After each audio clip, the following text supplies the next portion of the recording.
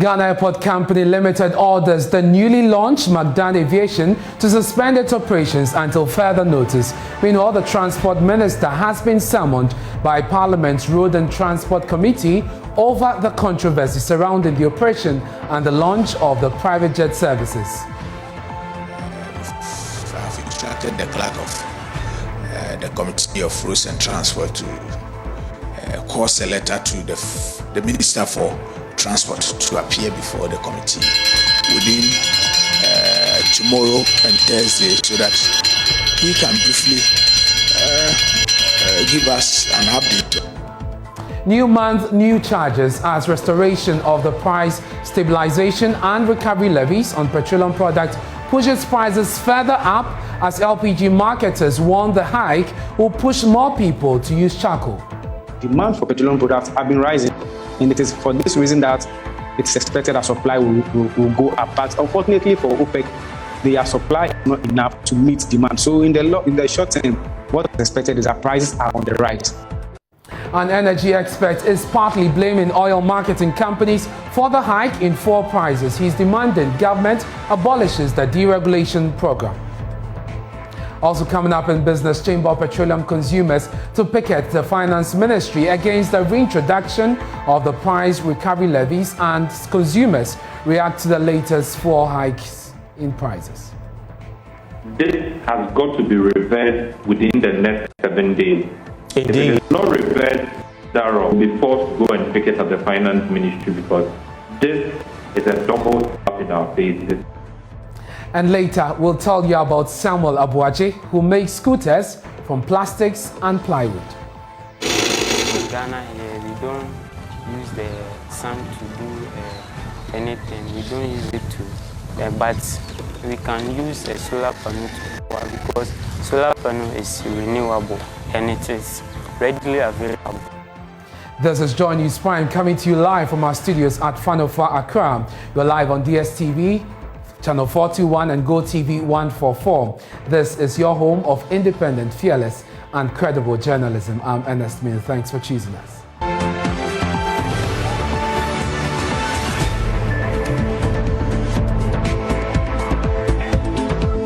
Had been suspended for the last 3 months and expired at the end of January. Now, the development has pushed prices beyond the 7 cedis per litre mark at the pump. And speaking on this on the Pulse, the head of pricing at the NPA, Abbas Ibrahim Tasunte, said the restoration was needed for government to still be able to subsidize prices on premix fuel and others.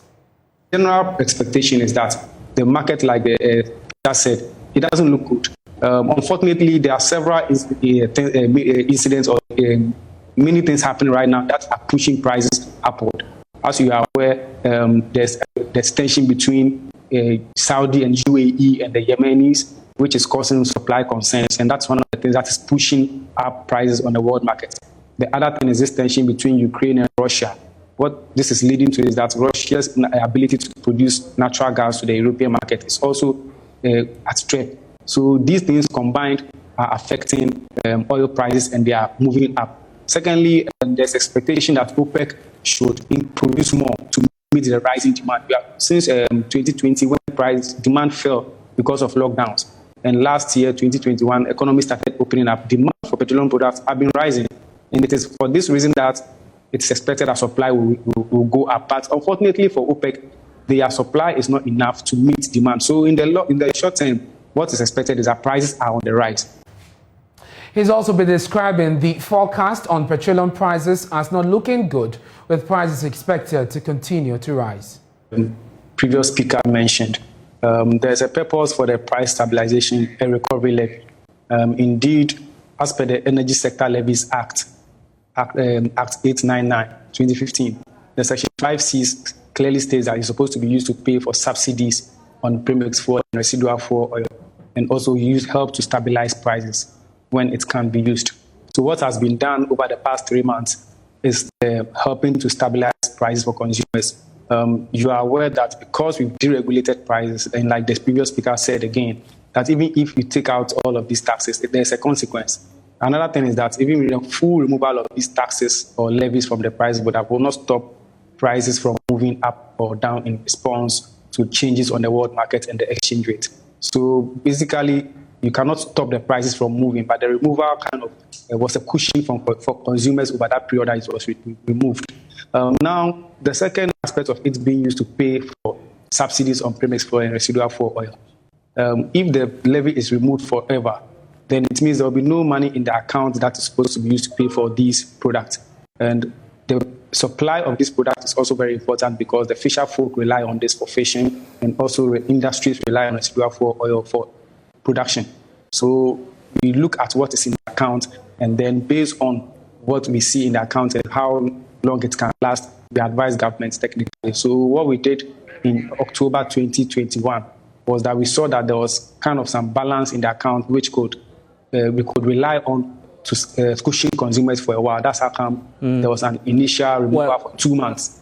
And so that was what we did. Another month was requested. So now, looking at what we have in the account, if it is not brought back, we will not be able to raise revenue to pay for the subsidies that is accruing on premix fuel and residual fuel oil. So that is the reason why the deadline was 31st January. So once it has ended, as a regulator, we take the directive from the Ministry of Finance and Parliament as to which taxes and levies should be on petroleum products. We'll be speaking shortly to the Concerned Drivers Association, who are not happy with the continuous increment in fuel prices. But we can hear from some drivers and other users of fuel who spoke to Joy News. They are worried about the development, arguing their businesses are being destroyed. Fuel is true. The fuel. You see, I'm using motorbike, and first time when I buy 5 cedis, I can take it home. I can take it home and bring it back. But now, 10 cedis, I won't reach anywhere. The fuel, it will finish. Just right now, I buy only 50 cedis before coming here. So, but the fuel is too expensive now. At times you can feel come job, you know, get money. So at times, if you buy 10 cedis, if the price is normal, you can feel right to go house. But right now they increase the petrol. If you buy 10 cedis, no will take you go house. So we are feeling this thing. What can I say? Say we should board no so I hold your board no so. And as a Ghanaian, I'm not thinking about myself. Media said you whom name and meet me out. But farmers na aye duane go villages no. And omo kofe nuane ni ade aban. Ombe de duane na ba drivers na be de. Me catch aban say be ye panicho no ondu ye hu wo man no man mu aye din dodo. Na fuel no mu to so dodo. Yes, I know passenger for no almost so na almost so fast. Me say abani want petrol no so mine because they say taxi am fro. I'm saying board into your fro taxi. It be a trotto na number fro na o man yes ade na yeso e ho be.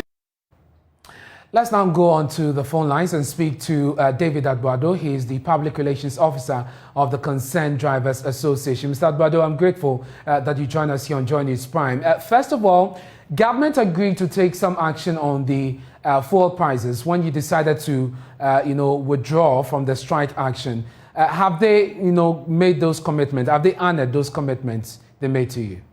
The answer is no. Government did not honor any commitment being made to us on the 6th of December 2021. It doesn't honor even a dime or peso on it. Do we know why? Have you made efforts to find out why this has not happened? We have made an effort by contacting those in the realm of our affairs, like the Transport Minister and its vice or the Deputy Transport Minister. Nothing has been told us, or they haven't told us anything about it. That yes, this and that you have done. What we realized that yes, the taxes and then the levies that we say they should scribe, it can be possible. So that is the answer being given to us. Not officially, but we can see from their demeanor and their attitude that yes, they will not reduce the tax. Now, what is your take on the latest increment, largely because of the restoration of the price stabilization levy? Thank you very much, my brother. You see, this price stabilization levy something is like they want to stop us from behind. Because, let me ask this question first. Didn't the fisher folks or the fishermen, didn't they go to fishery and catch or make gains and then sell the products? So why are they selling the product and we, the commercial drivers, have to pay for? That is their field. Also, our field is to transport people from places to places. So if there is to go and fish and come and sell to us, and they do the same, why did we subsidize their product for them? So that price stabilization and recovery levy, we don't see the value on it. We don't see what it's doing for us. It must be described entirely. What is your next line of action? What can we expect you to do going forward? On Thursday, the commercial transport operators of Ghana are going to meet. After our meeting, we will come out with increments in transport fare or adjustments, upward adjustments in transport fare. That's what we are going to do. Mr. Adwado, thank you very much for your time. That's the Public Relations Officer of the Concerned Drivers Association, David Adwado. They're speaking to us on the latest development of the increase in fuel prices. Away from that, operations until further notice, a letter signed on January 31 by the Managing Director of the airport company, Yao Kwakwa, referenced the failure of McDan Aviation to comply with certain directives as well as prior terms and conditions for the use and operation of Terminal 1 as a private jet terminal. Let me bring you details of that statement issued by the Ghana Airport Company. So it says, notice to suspend the use of Terminal 1 at Kotoka International Airport. We refer to our earlier discussions and subsequent directive to suspend the inauguration of the private jet terminal at the Kotoka International Airport until all necessary operational requirements and obligations are met. We note with concern your failure to comply with the directive despite the outstanding issues on the prior terms and conditions for the use and operations of Terminal 1 as a private jet terminal. It continues by saying that management has consequently directed the suspension of your use of Terminal 1 until further notice. You are kindly requested to relinquish the keys to enable management and take a joint inventory by close of business day, Monday, 31st January 2022. We count on your cooperation. And this letter has been signed by the Managing Director, Yao Kwakwa, and also copied to various stakeholders in the aviation industry, the sector. Now, McDan Aviation has meanwhile written to the Ghana Airport Company Limited announcing its suspension of operations. Now, it is not clear if this is in direct response to this letter by the Ghana Airport Company or it is a corporate initiative following the various concerns that are followed after the launch. But both letters are dated 31st of January 2021. Let me bring you details of that McDan letter. It says, we are writing to officially inform you about our decision, and this was addressed to the Chief Executive of the airport company. We are writing to officially inform you about our decision to suspend our operations at the fixed-base operator FBO terminal with immediate effect. This has become necessary to pave way for us to thoroughly engage your outfit and all the key stakeholders on the way forward. We'll write to officially arrange for the engagement. While at that, we will also appreciate your guidance on what will be the most appropriate step to take. So this is the letter from McDan Aviation to the Ghana Airport Company. Now, our sources indicate that this was received this morning, and on the original copy, you'll see stamps of the various officers and stakeholders who have actually received this letter. We'll be following up on this for you. But there's a development in Parliament because the Transport Minister, Kweku Foyesiama, has been summoned before the Roads and Transport Committee to brief them on the controversy surrounding the operation of the launch of the McDan private jet service. A directive from the Ghana Airport Company Limited for the launch of the program to be put on hold pending enhanced safety measures were ignored by officials of McDan. Chairman of the committee, Kennedy Osenyako, has been speaking to my colleague, Chrissy Parker-Wilson. Well, so officially nothing has come to our notice. We also equally read in the newspapers like you are also, you've also heard and talking about it. So what we have done is to officially, I've instructed the clerk of the Committee of Roads and Transport to cause a letter to the Minister for Transport to appear before the committee within tomorrow and Thursday so that he can briefly give us an update or can brief members on exactly the happenings from there before we can also take it from there and make an official position or make any official comment about it. But what that we are doing now is to wait to meet the minister. We don't want to jump because we don't know the genesis of all these arrangements. So it is important that we give the minister the benefit or the ministry the benefit of the doubt so that they can appear before us and brief members so that we can take it from there.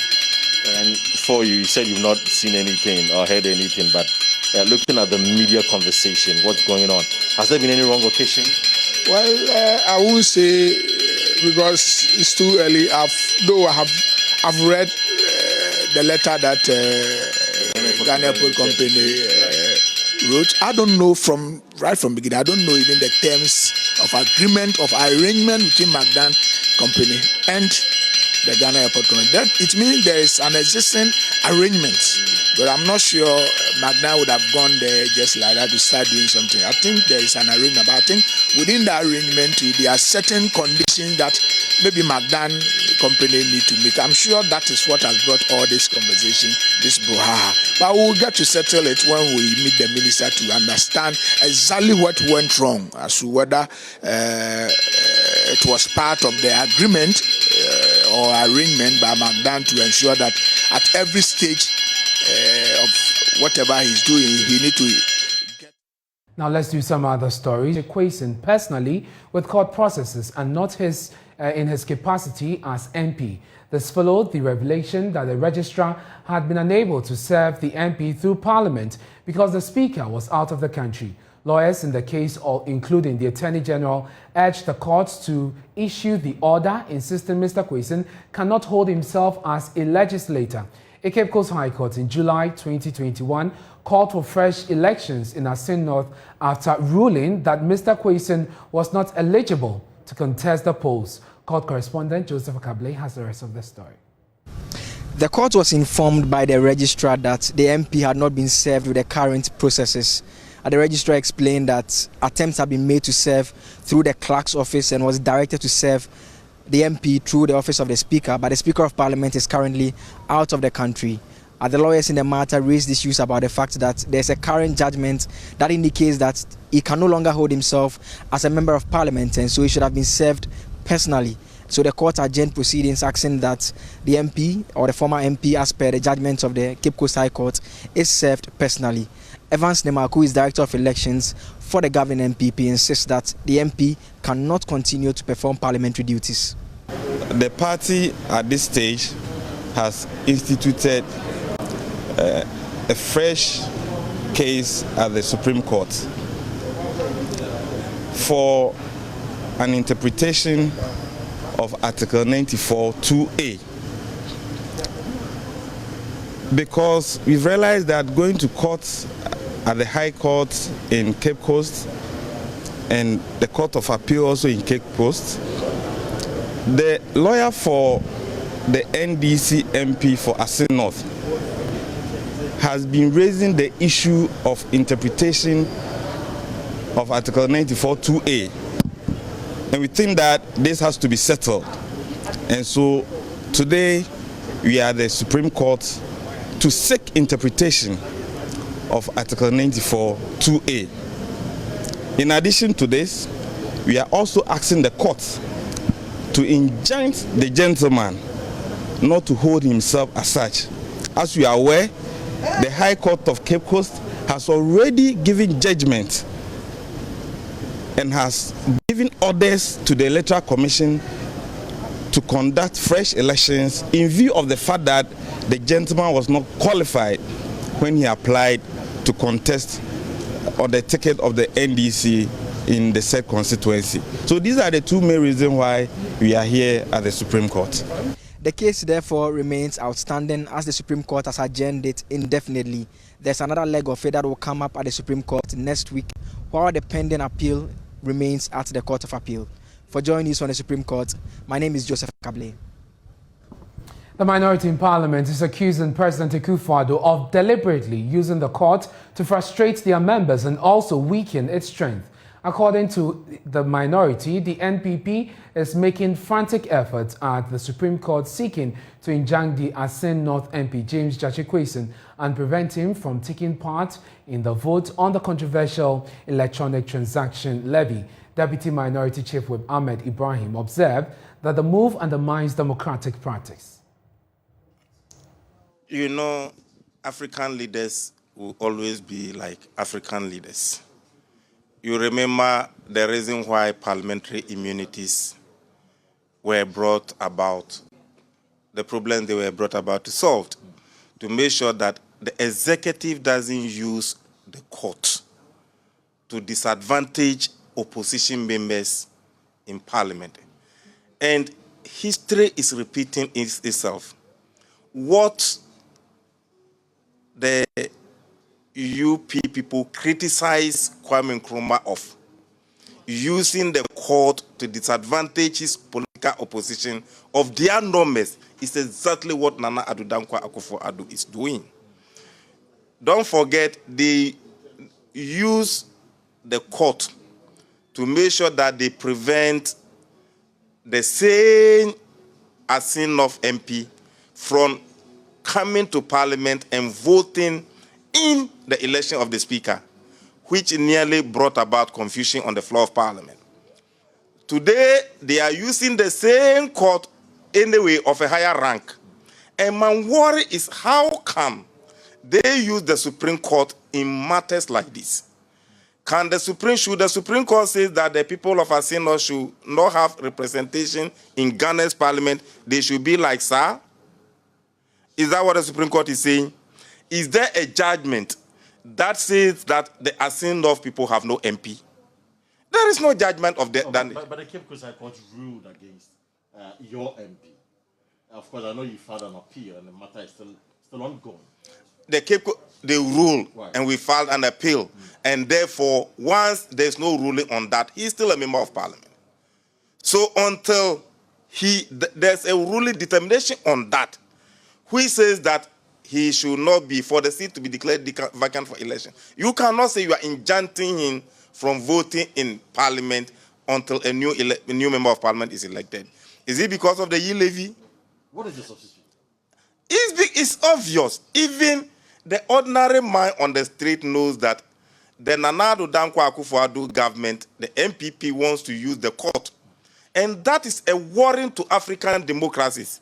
And that is the reason why you are seeing military intrusion all over, because the African leaders or West African leaders are not allowing democratic institutions to operate.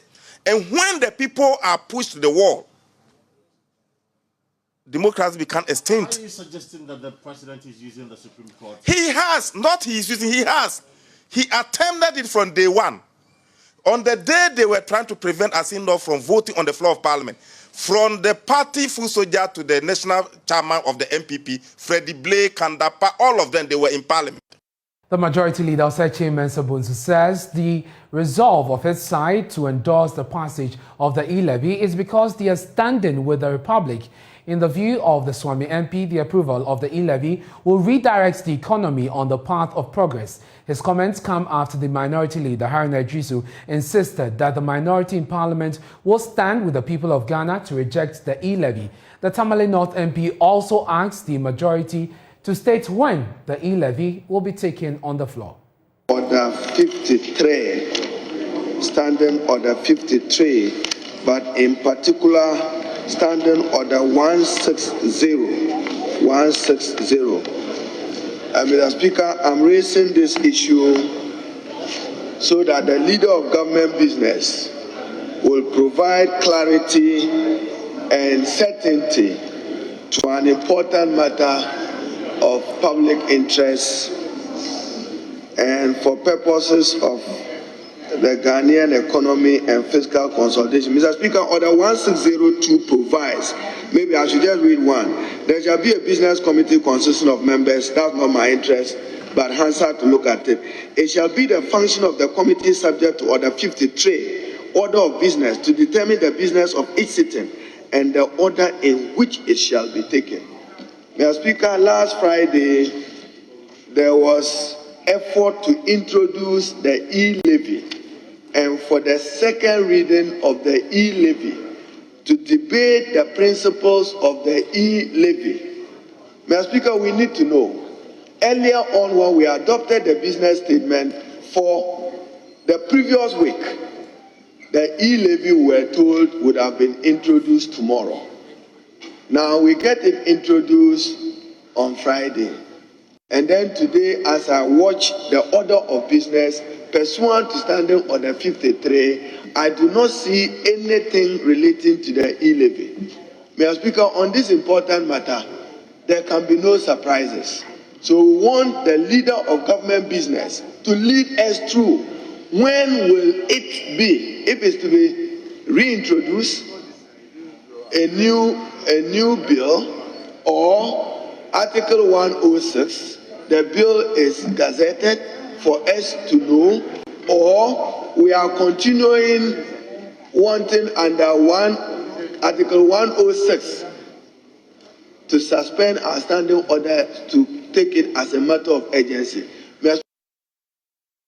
In a response, the Majority Leader, Sir Chairman Sabonsu, assured that a determination will be made in the shortest time on when the House will debate the policy on the levy. I said, if we're able to conclude the discussions on the way forward for the E-Levy, it will be introduced in the House on Friday. If we couldn't finish, then it will come this week. Now, the course of the discussion facilitated the introduction in the House on Friday. And Speaker, as you all witnessed, we couldn't make much progress, which is why I said to us that if we couldn't, then it will come to this week. So Speaker, even before walking in here, the Minority Leader, who is the ranking member of the Business Committee, asked about the status, and I told him that we will come to some determination, even though it's been advertised for tomorrow. So you look at the supplementary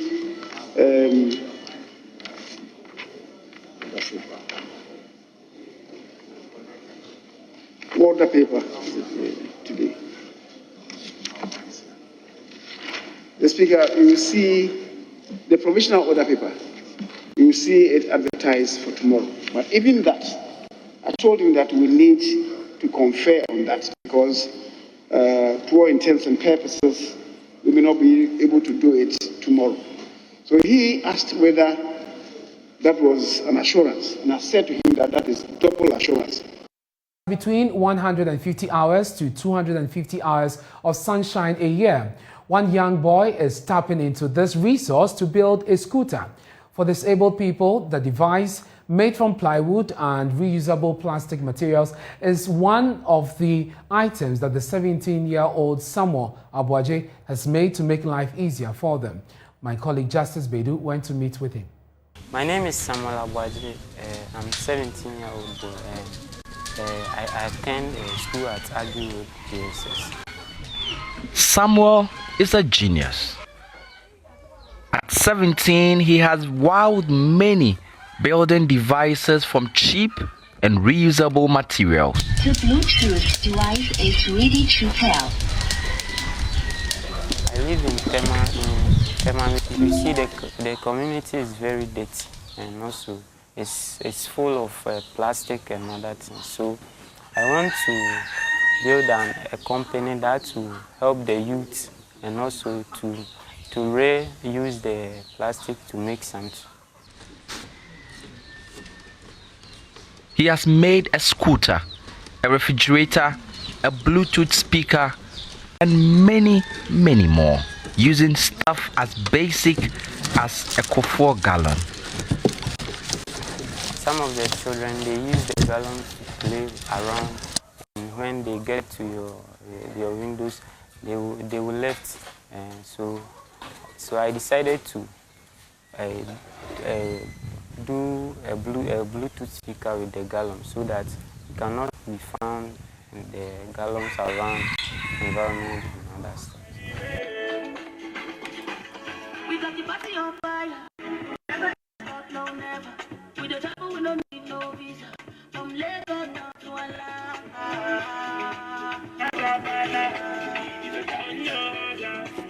In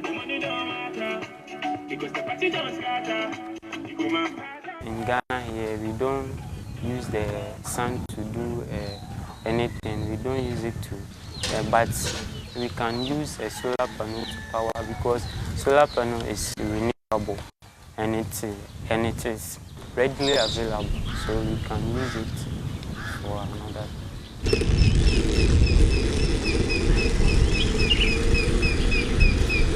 I decided to make a motorbike that will be powered by solar panel, and because the solar panel, when you are going and the solar panel will just charge it, and when the battery gets low, you just have to stop somewhere and just you are pressing your phone, and 10 minutes later you can move.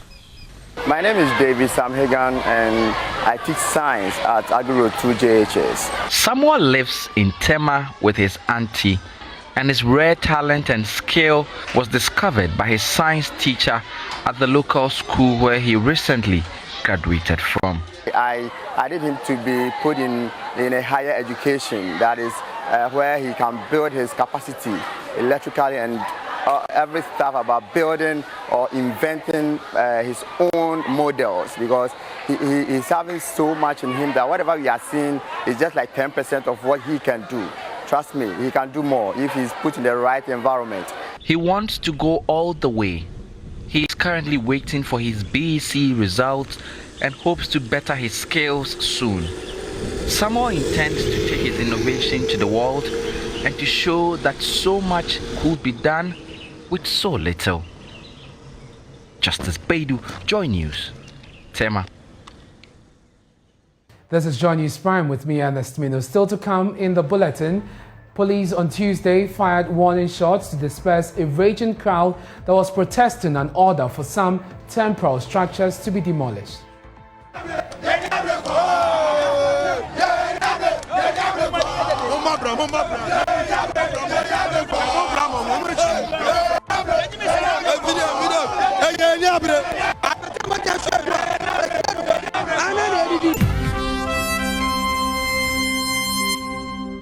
It's time for business. I'm Charles Apiate. Shell is the first oil marketing company to have adjusted fuel prices at the pumps. More of the firms are expected to expect the changes. Consumers will be impacted even more by the latest adjustment triggered by the high cost of Brent crude on the international market and the marginal depreciation of the cedi. Meanwhile, the Chamber of Petroleum Consumers is asking government to review its decision to reinstate the price recovery and stabilization levy, or else they will picket at the Finance Ministry.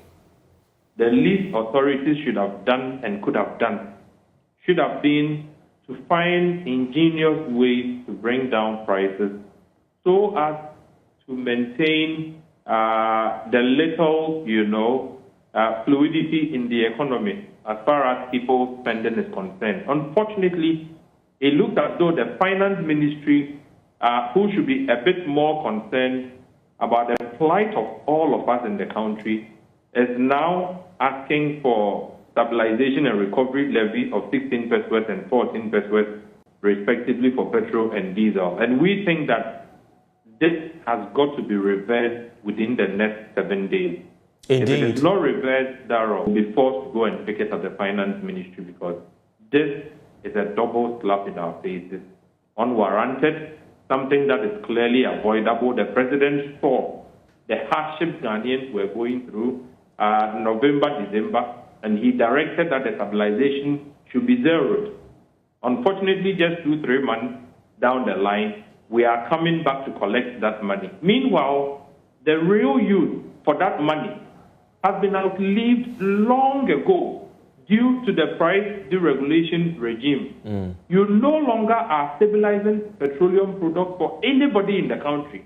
You no longer are paying BDCs any under recovery. So collecting stabilization and recovery levy is akin to just stealing from all of us.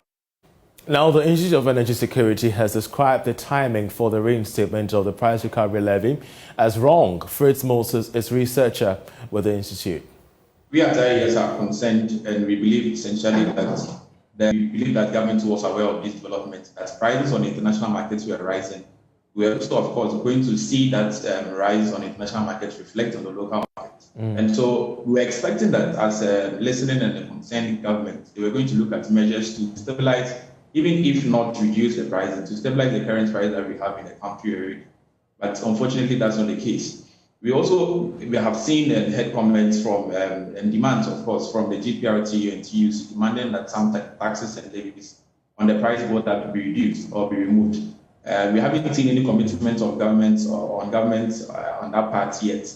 And so going ahead to reimpose the PSRL, we believe it's a spiteful action. It's something that shouldn't even have happened, because there are concerns being raised that prices are skyrocketing, the levies and taxes on the price would have been too much, accounting for about 40%. Yes. And reintroducing it essentially would just add on to the expected increment that is coming. Fritz Moses, in that earlier interview on the marketplace, we've got reactions from the public to the fuel price increase, most of them telling us that they've not budgeted for the latest adjustments. James Ashin has more on this report. The Institute for Energy Security is projecting an increment in the prices of petroleum products across various pump stations across the country. And this, according to them, is in line with the upsurge of prices with respect to commodities in the international market. We are currently here at the Circle station just to engage Ghanaians on whether they have extra budget for this, or better still, they are ready for such equipment. I'm not having any budget available now. Okay, as of now, there's still the E-Levy ongoing, so I don't think it's important for them to increase the fuel prices as of now. Yeah, no, personally, I'm not happy about it, because if you look at how things are going, we are really suffering. So if the government decides now to increase the price of the fuels, I think maybe we, the ordinary Ghanaians, we are just going to suffer. Concerns from the streets regarding the hike in fuel prices and in the first segment of business, but we'll leave you with money tips from our Money Lab. Welcome, ladies and gentlemen, to another edition of the Money Lab. We looked at a depository account in the previous edition. Today we'll talk about a depository statement. What is a depository statement? A depository statement shows the equities and fixed income securities one possesses in his or her account, and it shows inflows and outflows of those securities. Hello, good evening and welcome to the sports segment. Here with me, Oreku Ampofo. Hearts of Oak's dream of defending the Ghana Premier League title has received a massive boost after announcing the signing of former Inter Milan and AC Milan and then Black Stars midfielder Sule Ali Muntari. We do have more details for you in the following Joy Sports report. Muntari has been training with the Accra-based side for the past weeks as he looked to regain his fitness ahead of a return to the Ghanaian top flight. After reports over the weekend, the veteran midfielder was set to join. The club made his signing official on Tuesday, February 1 through a social media post. The former Liberty professional man is expected to play for Samuel Boedu's side in the second half of the 2021-22 campaign as they look to defend their league title. After leaving Liberty in 2001, the midfielder played his football in Europe, representing Portsmouth, AC Milan, and a host of other clubs, winning 7 silverware in the process. Well, Sule Muntari is expected to make his debut this weekend, and if things go according to plan, he should be part of the team of Heart of Oak that face Asante Kotoko in just over a couple of weeks' time from now. And finally, the Ministry of Youth and Sports has approved 3 people to represent Ghana in this weekend's Winter Olympics. Joy Sports' Asari Bidiako has the rest of the story. The Winter Olympic Games comes off in Beijing this month, with Ghana expected to have a participating team at the event. Ahead of the Games, there have been reports on social media that the Ministry of Youth and Sport has approved a 9-member list to lead Ghana in Beijing. However, the ministry has distanced itself from such speculations while also entreating the public to disregard such reports. In a press statement released on Monday, February 1, only 3 persons have been approved by the ministry for the Winter Games. The ministry will fund the athlete, coach and leader of delegation, Bobie Osei, who is deputy minister. Other members will be financed by the International Olympic Committee. Ghana will be represented by skier Carlos Maida. Well, you can get some more sports stories on My Joy Online or follow us on social media at Joy Sports GH. I'll be back in the next hour with some more sports stories. And of course, it's time now to find out what's happening in the world of entertainment. Becky has all the details. Hello, Bex. Hello to you, Ernest. Empress Gifty is in the news. She appears to be in the news again. This time around, she's talking about investing in the creative arts. She's saying that, well, if if she is a gospel musician and she goes to church to perform or does anything, God bless you. It's not the answer to give. You need to push in money. You need to give the person money to invest in the craft. I support this comment with 10 bags of cement. Let's listen to her then. No, I said if we want this EP, this whole song to go far, it's all about money. It's not God bless you. It's cash. Let's put in so much, because when you go to the secular event, when they are doing their EP launch, you see one person will just get up and say, I will give maybe $3,000, I'll give $5,000. But when it comes to gospel, everybody wants to sit down, fold his or her hands, watching you. But everything that we are doing, the crafts, the creativity, is all about money. So I am saying, if we want this song, this EP to go far, I beg everybody, after you posting, liking and sharing, screaming, watching the video, please send her Momo. Let her send you the bank account and put something to it so that she can do more.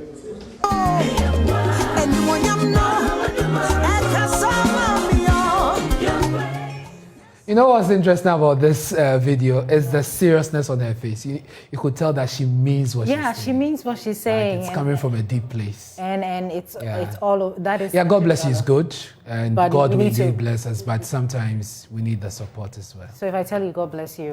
Amen. Thank you, Becky. But you know my number, so you can okay. forward her.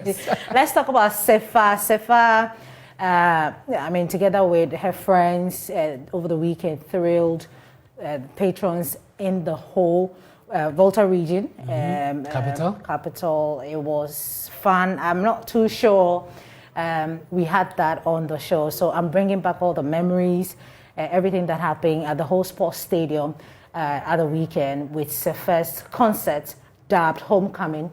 It's all here. Yes, I said I was going to do it, and I did it. Like, I just want to say a big thank you to my whole family for being out and coming out for me. I just love them so much for all the support. Yeah, we got to feel the energy. Now she go also. One more time. Cause this love. This okay. We know come today.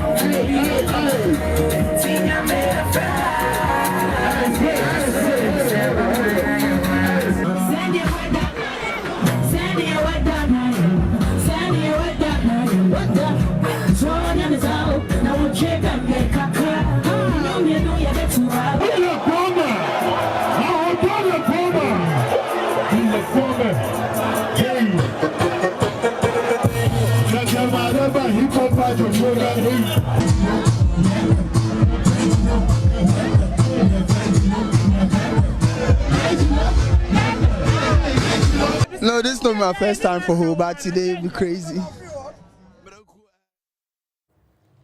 So at the same event, my colleague KMJ spoke to Mr. Drew, and he spoke about expectations for this year. You know, he is a very good dancer, so a good performer. Here's a lineup of the things that we should be expecting from Mr. Drew. Hopefully this year we can do something different as well. I and my team are planning something special for this year's performances, and also with the music too. The releases are gonna be different this time. You're gonna be hearing a different part of me when it comes to my music. So yeah, just expect something crazy. But 2021 was amazing, and this year we're doubling it. Like Kwesiata said, plenty. 2022. Yeah. did you see the major impact that happened in your career in 2021? Did you see them happening? Yeah. I saw it, and I couldn't even believe it. From winning awards to gaining that that recognition, and when you're looking for that star performer. You could mention, if you're mentioning top 5, you could mention Mr. One. Yeah, you could mention Mr. Drew, and I saw everything. I was like, nah, we need to work harder.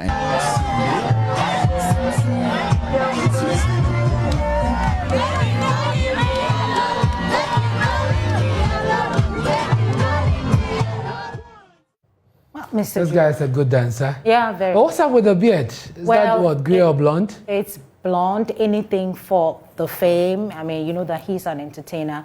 But, I mean, if he's listening, I'm not too sure that I'm feeling that. If you're not... Headline. Old, you're not Becky old, He's not old, Ernest. Well, it makes him look... a bit, old, but, I mean... Next time you meet him, ask him. Well, hopefully. There may be a reason for that. Becky, thank you for bringing that showbiz. Anytime.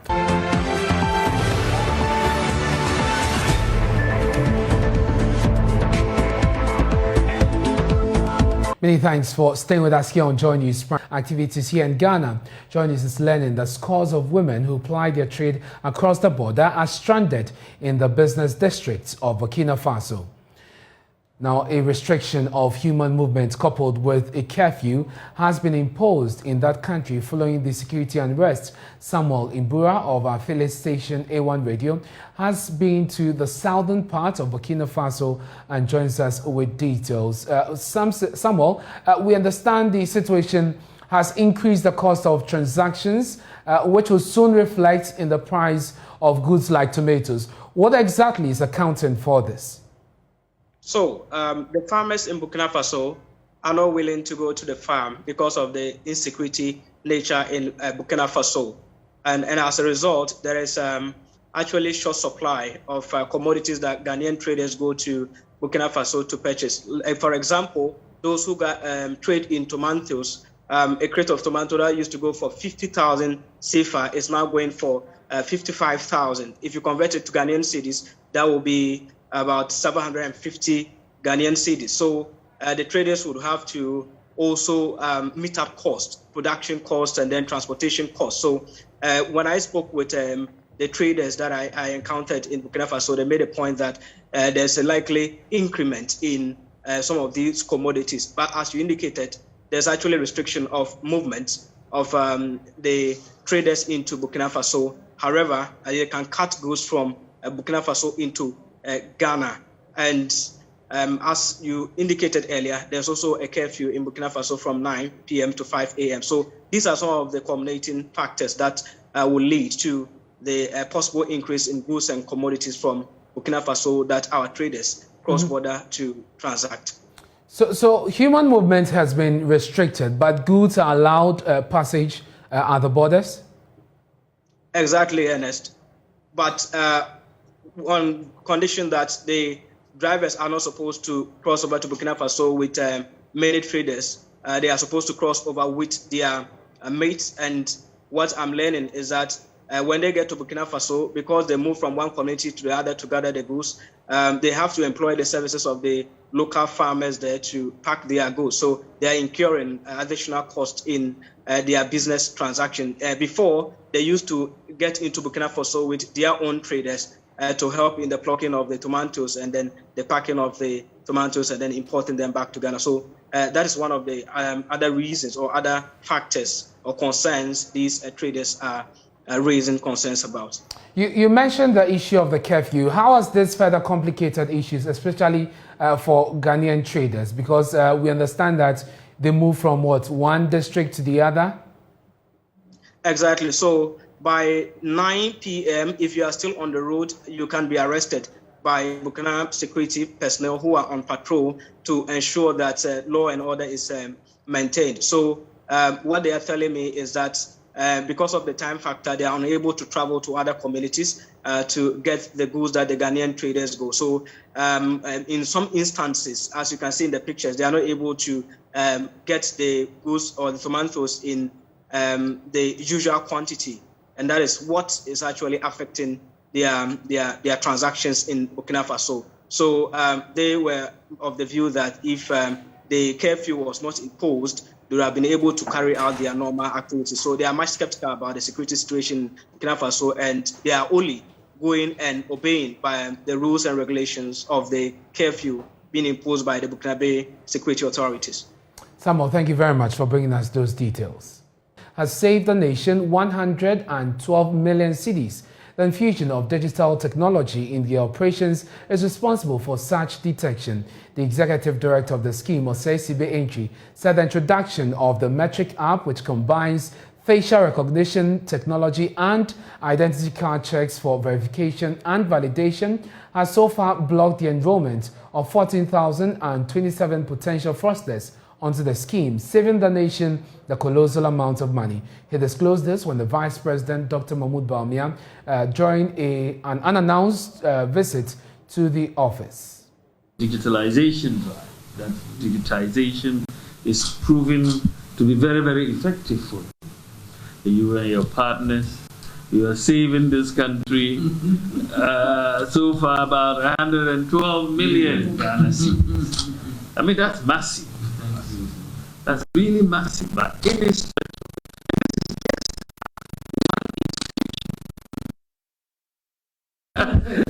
Right? National Service, just one institution. Now, if you replicate this in 10 institutions, you are talking of almost a billion, right? That is the same sort of situation existing. And then what about the whole public sector? You can understand why we think it is so important to link payroll with the Ghana card, which is essentially part of this verification you have done. And that has chased 14,000 people away, you know, because they were getting money which they shouldn't have been getting. You know, and I think digitization has been able to expose that with AgriPass. So I think that you have such out-of-the-box thinking, and this is how we should do it. This is exactly how we should do it. So you can be assured of 100% support from my office, 100%, 150% support from my office to enable you, you know, advocate for you and enable you actualize these things. These are things that, you know, are just going to be very productive for Ghana. Executive Secretary of the NSS, Osei Entry, says the service is going after persons deemed to have benefited illegally from the scheme.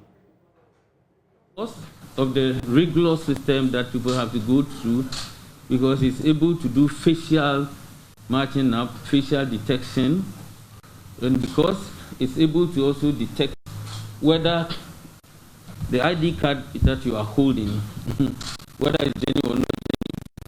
So that alone actually chases a lot of people out. Those who suspected that they will be caught, they didn't show up. So I'm sure you would have heard when we were doing the registration, we put numbers on hold. So pressmen and others started talking about it, why we hold more than 20,000 people.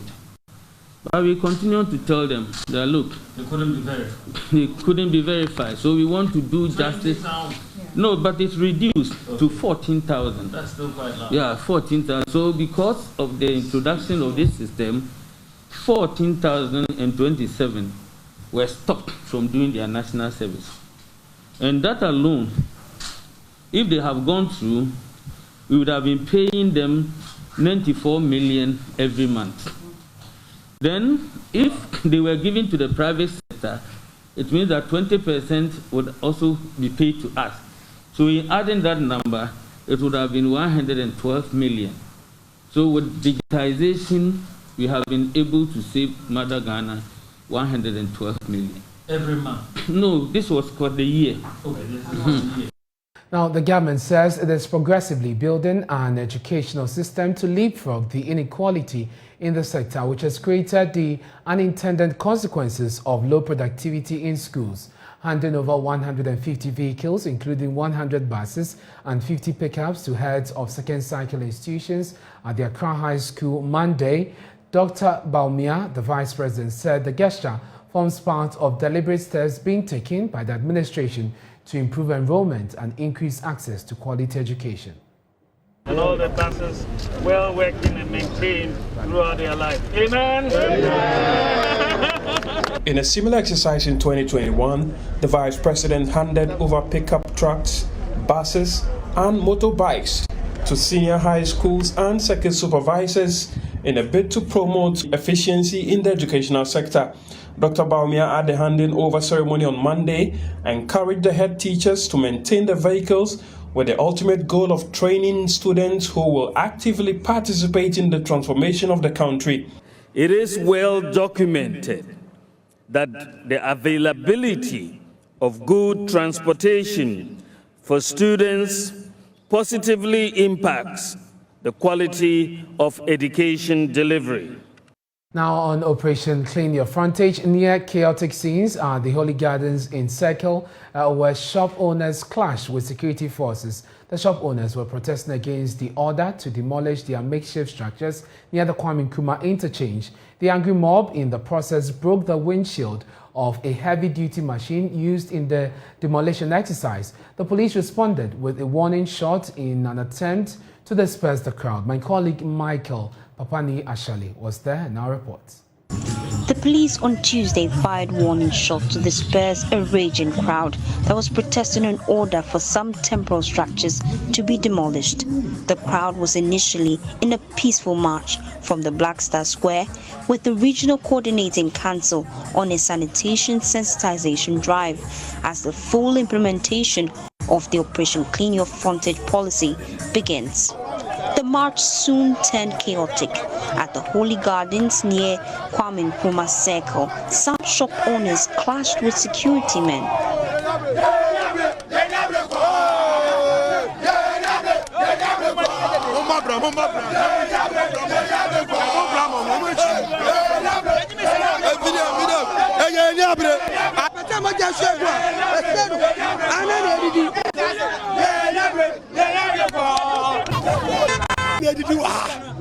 Nigeria for no many party. Alata for no many party.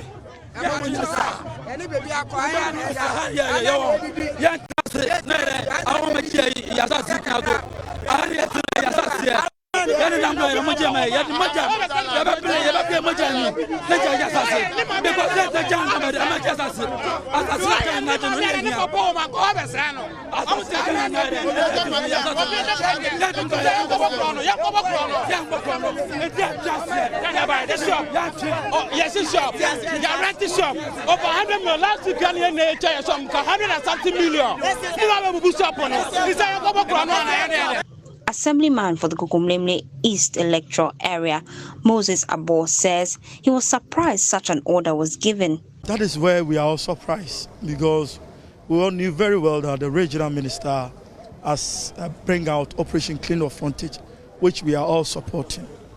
But there's a building here, a project here, and we are cleaning our frontage before we realize the regional minister has bring in a bulldozer, instruct the bulldozer to demolish the building. So I was at a loss. Quickly, I want to comfort him and talk to him. He said I shouldn't come close to him. I don't accept it. And for the masses, let's do the right thing and do the justice.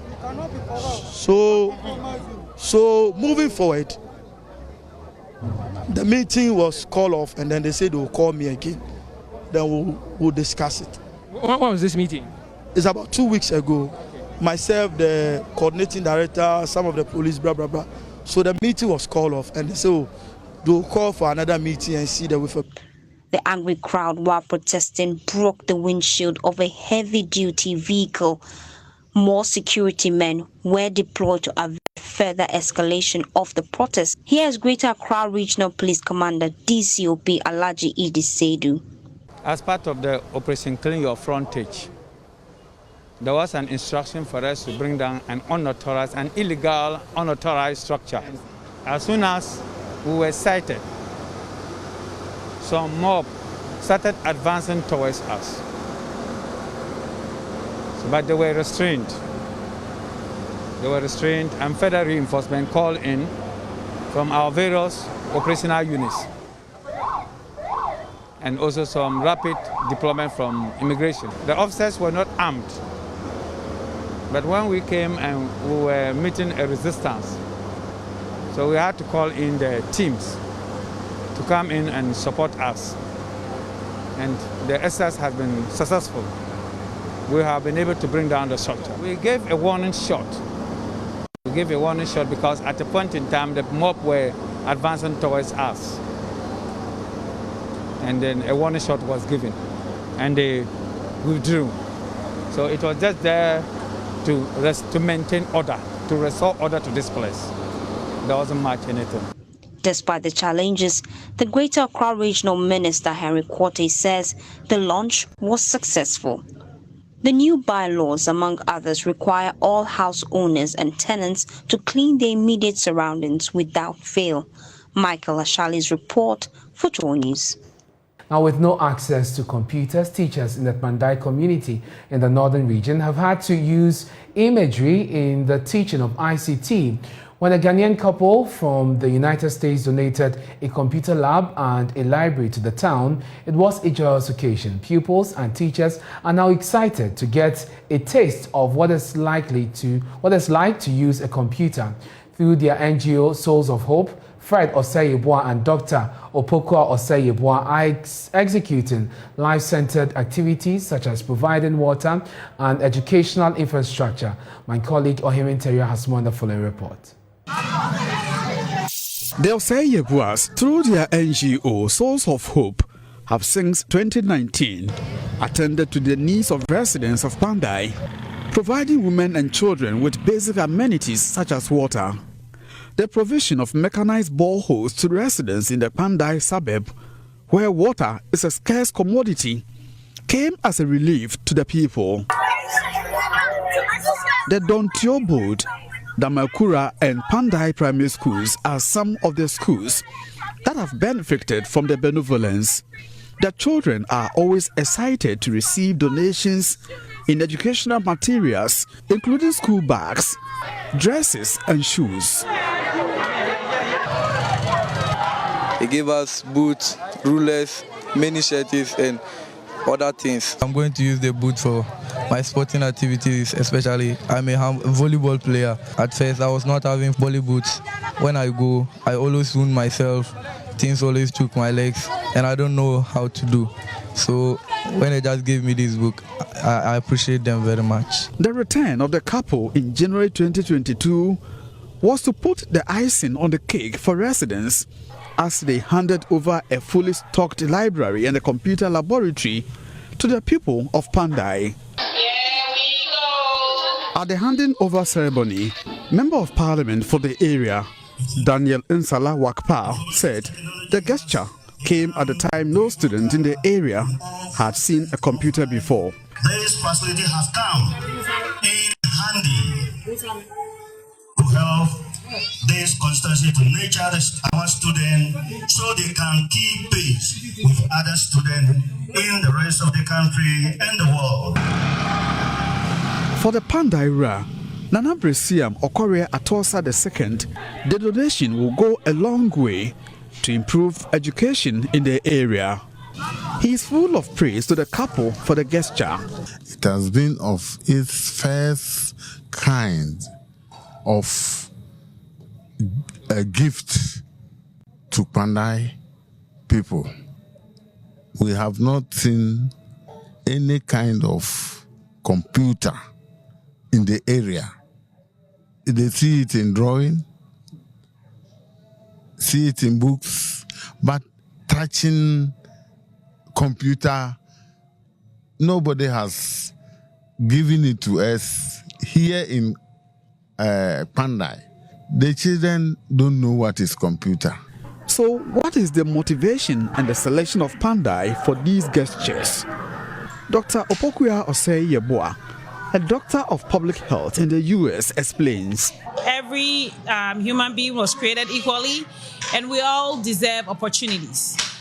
It doesn't matter where you're from. We're all one people. We're all humans. But I just happen to be in Pandai because the goal is to try to somewhat bridge the education gap. We can compare standards amongst the affluent people and amongst the poor, and more so the rural areas. From Pandai in the northern region for Joy News, Parliamentary reporting.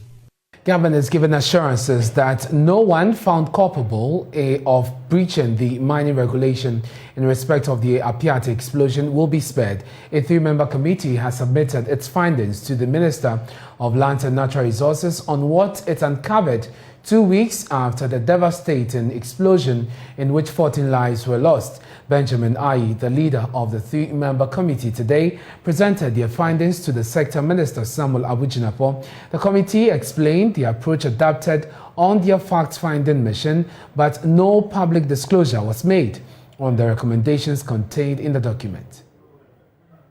As we've been told, the Minerals Commission rightfully did the initial investigation and submitted a preliminary report to the Honorable Minister.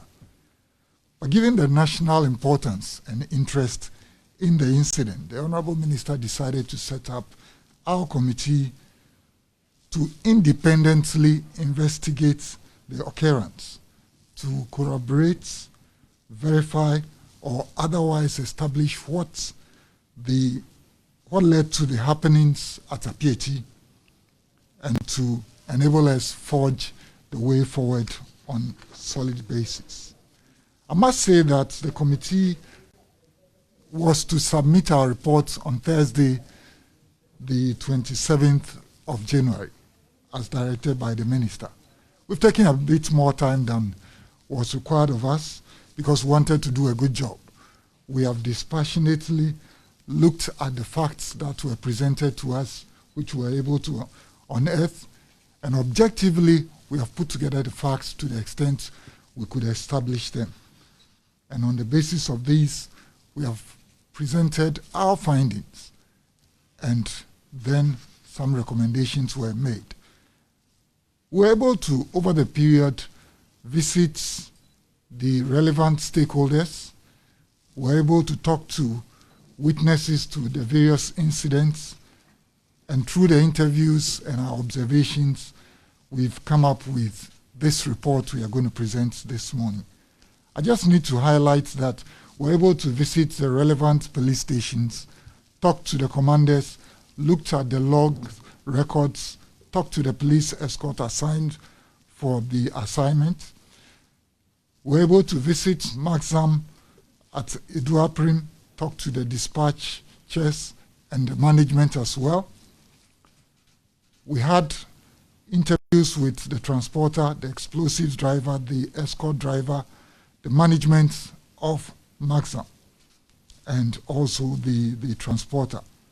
We talked to a number of eyewitnesses in the community itself, starting from the chief through a number of others who even helped to convey the injured and so on to the hospitals. And at the end of it all, we have come up with this report, which we believe fairly represents the facts of the case. However, let me emphasize that we will not preempt what the minister will decide to do with our. Government has given assurances that no one found culpable of breaching the mining regulation will be spared. He explains to Joy News what the next steps will be. So the report has just been delivered to the minister, and the minister is going to go through and understand the findings and the recommendations and implement the recommendations where applicable. There are concerns that the report should be made public so that the public will know what the content of the fact-finding mission was. What's the reaction of government to that? Well, at the appropriate time, I believe the minister will make it public. He just received it. He has to also peruse invite whoever he deems fit to advise, and then we can take it from there. But I can't preempt any other measures. Minister has to take into consideration, the predicament of the people, and he has them at heart, and he's been talking about that, and he wants a serene kind of mining environment, and he wouldn't leave any stone unturned. I believe you go to the extent of making sure that the truth is on earth. So it's not a matter of just going to leave it ajar. I believe he's going to tighten all knobs and make sure whoever, and we are not a security agency, so we leave the criminal aspect for the security agencies to do their own investigations and so on. Ours is to ensure that we have a very formidable mining industry, and that is all that, and especially with regards to the transportation of explosives going forward. How do we take care of that? Are we going to separate oil from ammonium nitrate, kind of arrangement? How is a truck carrying explosives to be transported, how to be escorted? I mean, how are we going to also take care of that? It's very important that we look at whether or not we have vehicles or a vehicle following and a vehicle being in front, a flag being hoisted, and so on and so forth. Corporate Gold Corporation, owners of the Bibiani and Kubi gold mine in Ghana, have gone to the aid of the victims of the recent explosion at Apiate with 160,000 Ghana cedis worth of sanitary wares, building materials and kids' playing items. The company says the move is in furtherance of its corporate social responsibility and an answer to a humanitarian call from the people of Apiate. Team leader for the company, Mrs. Nadia Abdulaziz, said the incident should serve as a learning curve for all mining companies. Love FM's Erasta Sasari Donko reports. Residents of Apiate continue to pick up the pieces from an incident that has left a lot of sad imprints on the minds of indigents there. Touched by the plight of victims of the explosion, Ashanti Gold Corporation, a Canadian incorporated gold company that has recently acquired the Mensen, Bibiani and the Kubi gold mines in Ghana, went to their aid. I hope that what we are given today goes a long way to make their lives easier. They donated water containers, refuse bins, bags of cement, roofing sheets, toiletries, footwear, footballs for the children, and information center accessories. Company, Mrs. Nadia Abdulaziz, said the incident should serve as a learning curve for all mining companies. Unfortunately, it has happened. And as Ghanaians ourselves, we feel like it is our duty to come in and support our fellow Ghanaians. It shows that there's a lot to be done. We are a mining firm ourselves, and we are learning from this as well. And I hope that, things are put in place to make sure that it doesn't happen again. Municipal Chief Executive for Pristia, Honi Valley Municipality, Dr. Isaac Dasmani, said the incident has thrown the area's revenues off balance, calling for more of such assistance to get the affected on their feet. It has brought a lot of problems because we have just started the year, and then we have just started our revenue mobilization that this incident happened. So the of last week, all my men, all the assembly workers were here to render support to help our brothers and sisters.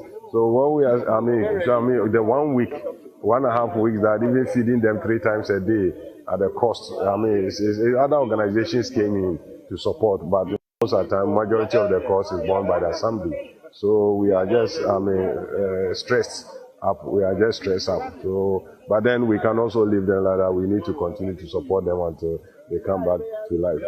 Though you realize that even since we brought them here 3 days ago, they have started moving around, doing their own thing, preparing their own food and other things. So we are appealing to other organizations to render their support to ensure that at the end of the day, we give our brothers and sisters and our brothers and kids and then a befitting life. Reporting for Joy News, Erastus Asaredonko, Kumasi.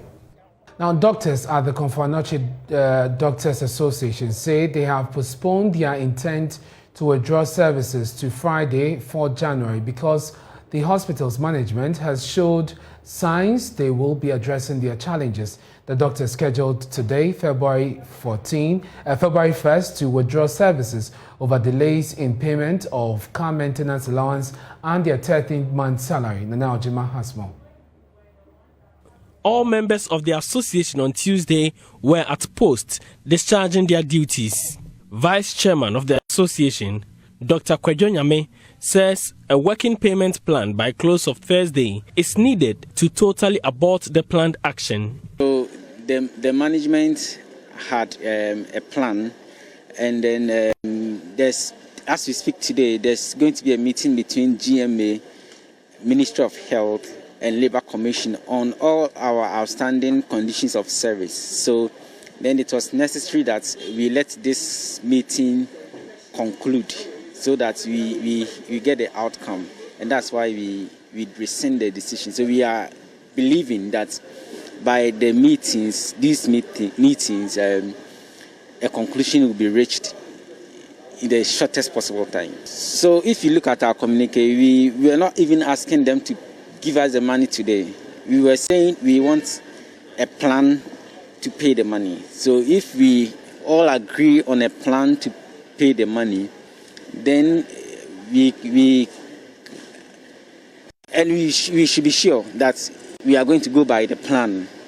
Then we can rescind the decision. But as it stands now, it's deferred. Finally, in an intercepted letter written to the Chief Executive Officer, Dr. Oheneba Danso, the doctors indicated the hospital has refused to follow through a directive from the Ministry of Health directing heads of agencies and facilities to comply with implementation of the signed conditions of service. The letter says Komfo Anoche Doctors Association took the decision to resort to a strike after an extraordinary general meeting on January 14th this year. Dr. Nyame explains the allowances being sought were agreed in 2019. Car maintenance allowance is not a new allowance we are seeking. It has been in place for a long time, and it was also agreed in our conditions of service that was signed in 2019. So the car maintenance allowance is not a new allowance that is being, but it was stopped by Komfo Anoche Teaching Hospital. But it was supposed to be paid, so that's why we are asking them to be paid. Now, if you talk about the 13th month allowance, it's an allowance that's to be paid at the end of the year to doctors, and that is the one that will be new, and it was agreed upon in our conditions of service in 2019. Nana Ojima reporting. The National Teaching Council says the teacher licensure exams will soon move towards a blend of both the professional and competency of teachers. Under the proposed plan, numeracy and literacy will be taken off the exams, and students will be examined both in professionalism and competence in their major subject areas. NTC has begun engaging stakeholders in the education sector on the reforms of the Ghana Teacher Licensure Examination. Prince Apiate has more in the following report.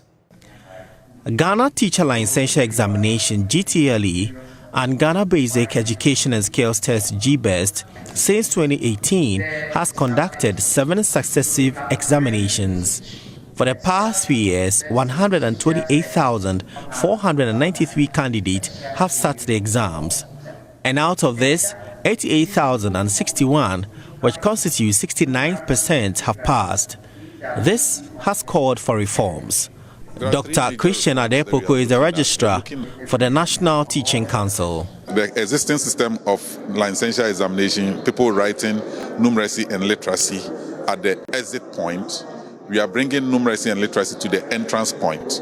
So you pass numeracy and literacy before you enter college. At the exit point, you would have gone through pedagogy and you have gone through extensive training in content as far as your major area is concerned.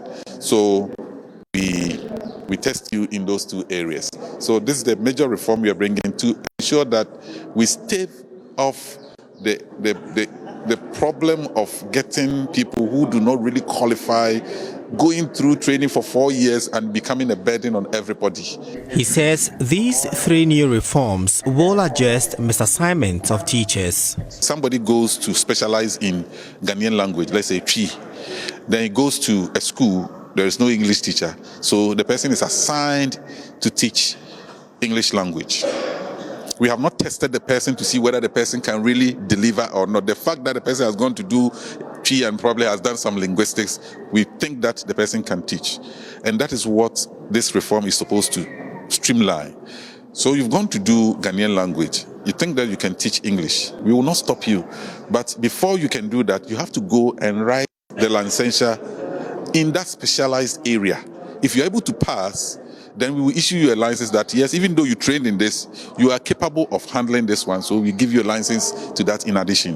Whether Ghana moves forwards or backwards depends on the training that we give to our teachers. Anis Hafar is the chairman of the council. In some countries like Finland, it's more difficult to get into the School of Education than to get into medical school or an engineering school, because this is where you begin to mold minds right from the beginning. So this is the importance that we are now beginning to assert in terms of the kind of people that we bring in. The meeting attracted vice chancellors, representatives from teacher training institutions and the Ministry of Education.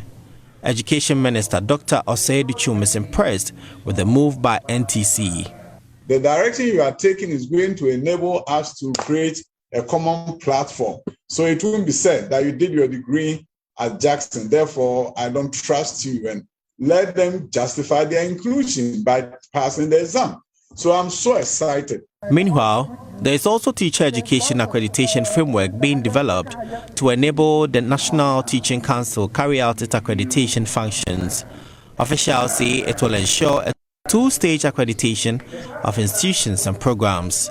The council says it will be visiting various teacher education institutions to enforce its accreditation mandate. Prince Apia reporting.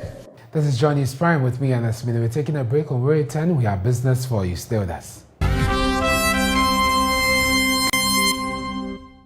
In business, real estate developers and other consumers of electricity that will require certain specialized services from the ECG will have to pay more. This is because the Electricity Company of Ghana is implementing new service charges. So what are the implications of the increment in these charges? We have more in this report. These service charges will affect 9 items. They include street service, additional load, pole extension, temporary supply, and internal monitoring. The charges will vary from 100 cedis to a little above 6,700 cedis, depending on the type of the service charge.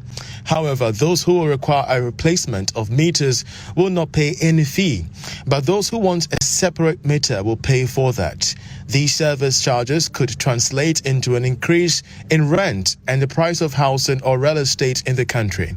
As a result, it will impact on the cost of living, since one will need to pay more for renting or acquiring an apartment.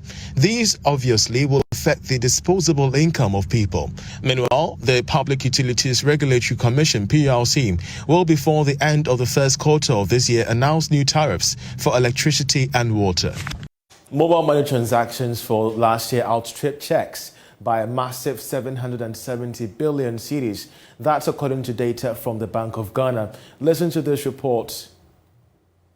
Mobile money continued to remain the biggest payment solution in the country, with an estimated 905.1 billion cedis transactions recorded in 2021. Check transactions stood at 134.7 billion cedis during the period. This indicates that many customers, particularly retail consumers, now prefer mobile money as the easiest form of banking transactions because of its accessibility and reliability. Significantly, mobile money transactions in 2021 shot up compared to the previous year. The month with the biggest transaction was July, in which 99 billion cedis was recorded. Increasingly, mobile money transactions is relegating check transactions to the background, with many consumers now prefer walking to a mobile money vendor to deposit or transfer money into his or her wallet. Banks will therefore have to dig deep to innovate and come out with solutions similarly to that of mobile money in order to compete. Alternatively, they could partner the telecom firms to take advantage of the fast-growing market.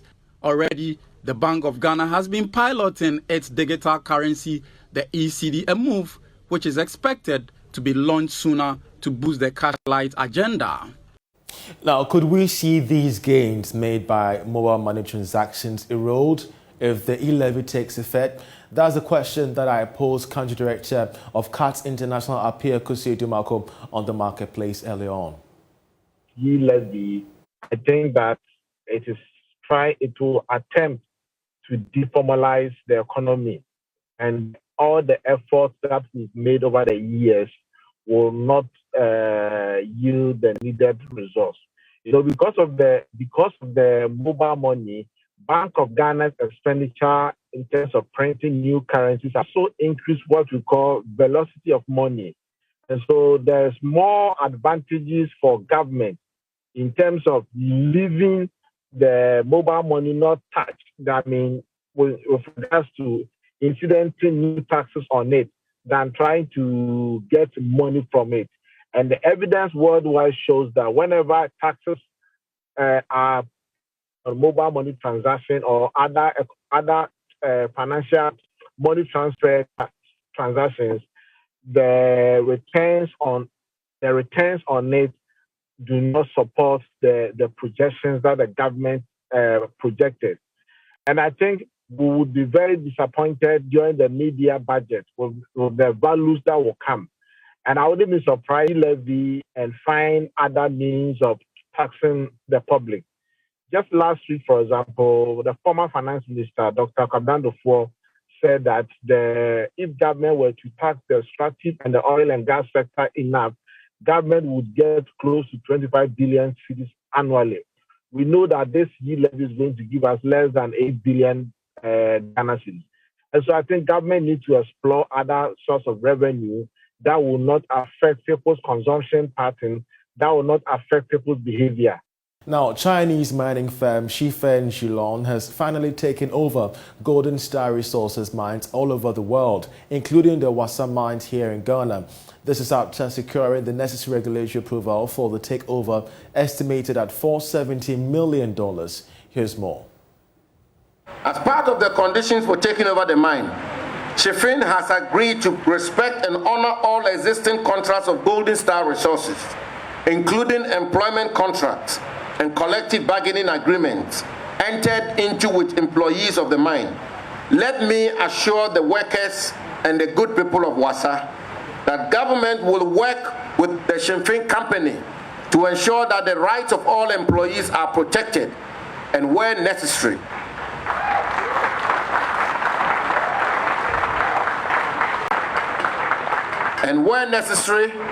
appropriate severance packages are paid in accordance with the laws. In accordance with Regulation 13 of the Minerals and Mining, Local Content and Local Participation Regulations 2020, LI 2431, and pursuant to the vision of the President of the Republic, His Excellency Nana Addo Dankwa Akufo-Addo, to ensure that our mineral resources are utilized for the benefit of the good people of Ghana, government has charged Shifen Zhilong to list on the Ghana Stock Exchange. The Wassa mine, which covers a total surface area of approximately 52.89 square kilometers, has been in operation for many years. Originally operated as a small-scale mining site until Satellite Goldfields Limited acquired it in 1993 before transferring their interest to Golden Star Resources in 2002.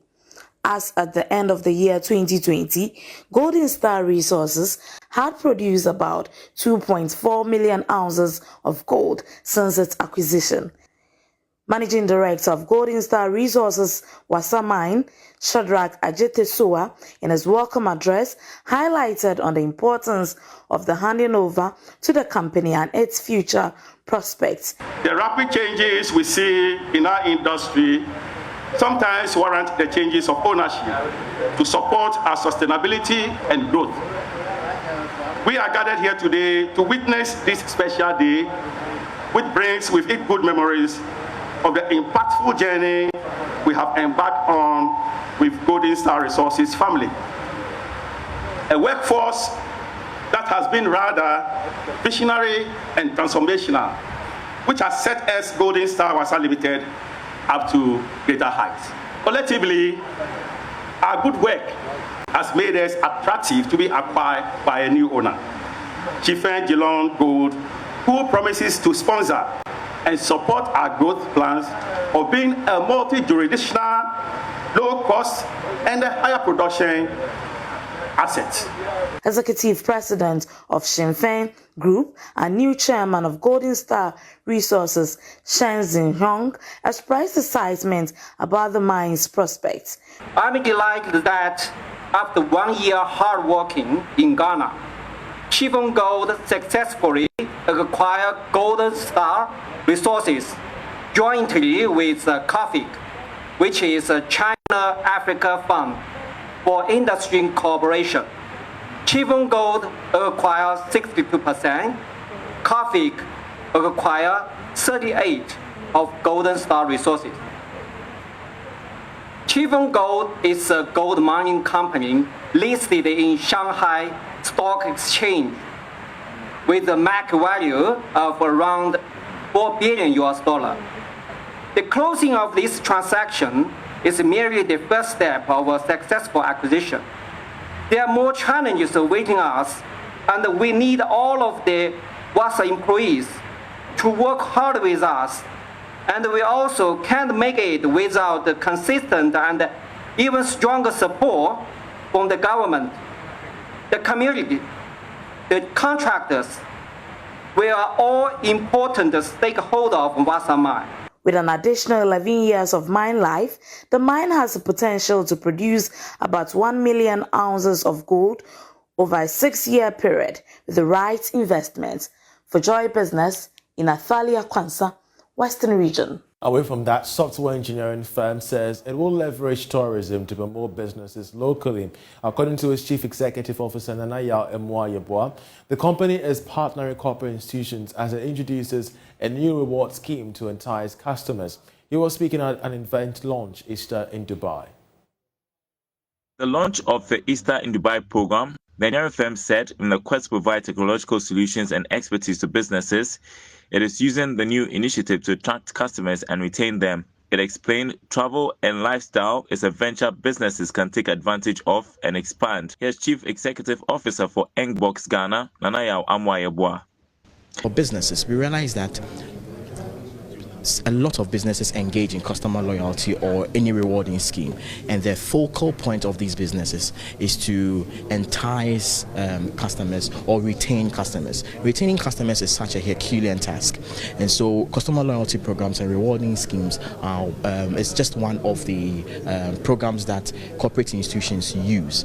Now, you realize that travel or lifestyle encourages a lot of people to buy and purchase more. So on the business side, once you have a scratch cards, you can use that as a customer rewarding scheme or a customer loyalty scheme, and it's going to be quite appreciated. Chairman for the event, Associate Professor for the Economics Department at the University of Ghana, Professor Ebu Texin, commended the company for the new initiative.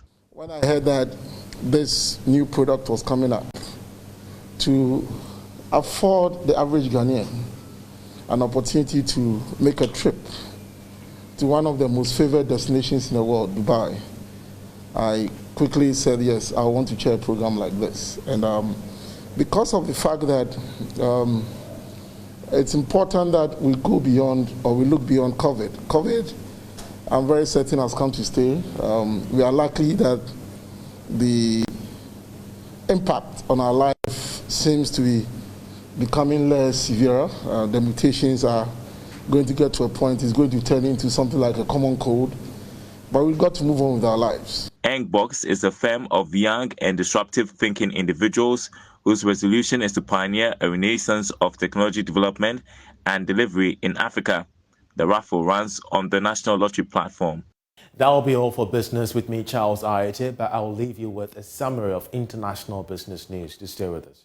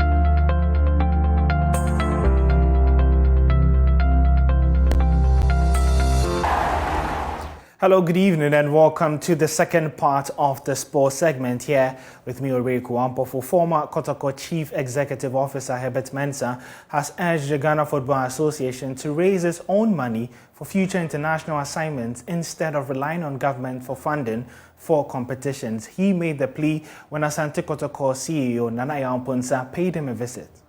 I think that we really need to gravitate to a certain position. If you're a private businessman, and you happen to be involved in sports, one of the first things that you always notice in terms of what you're doing is you sit down and you check what's in your pocket. Because there's a balance sheet that has got to be met. But if it is that you're just simply going along, government is going to provide, and government must provide, then when you go to a tournament like this, it doesn't bother you. You say, what, when's the next tournament? I mean, surely that's nonsensical. Even before the FA, for example, went, and this is not an attack on Kurt, so, all the people who praise worship and fall over the ground, just get back into your shells and relax. But the fact is a fact. I stated on record with time that people were going for leadership. We have to gravitate to the point where when you're running the FA, you're doing exactly what Nana is doing at Kotoko, and you're raising the funding yourself. Because I believe it's the case. We run Ghana Rugby with nothing. We've just run a competition. The minister gave me 100,000 cedis. Well, before we go, Donny van der Beek has spoken of his delight after joining Everton on loan from Manchester United. The 24-year-old will stay with the Toffees for the rest of the season and becomes Frank Lampard's first signing, having only been appointed as manager early on transfer deadline day. Well, that's how we wrap up the sports here. Back to you, Ernest. Thank you very much, Oriku, for bringing that sports. But that's our show for tonight. Many thanks for your company. Please log on to myjoyonline.com. You'll find more stories there.